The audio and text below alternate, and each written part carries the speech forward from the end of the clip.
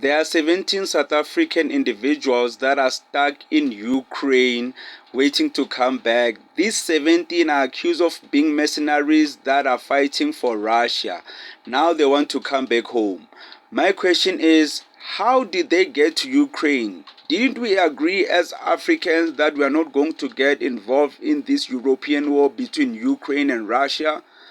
Unless these individuals are ethnically European themselves. Oh my goodness. I'm very interested in knowing who these individuals are, because if they're ethnically African, what are you doing there? So they're saying these are South African men between the ages of 20 and 39 years who are trapped in the war-torn Donbas. President Cyril Ramaphosa's government is said in a statement referring to the eastern Ukrainian region largely under Russian control. So now this following statement makes me conclude that these guys are indeed ethnically Europeans, they're not African.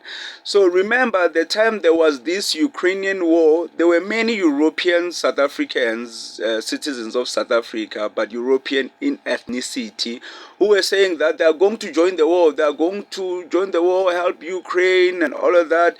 And many Africans were saying, no, we're not going to join that. So they did it against the law, because they are saying South African law prohibits citizens from providing military assistance to other governments or joining foreign armed forces without official authorizations. And you can see who are the people who usually go against the ANC government. They don't even feel the ANC government. They even go to, USA to cry to Trump about, this farm, whatever.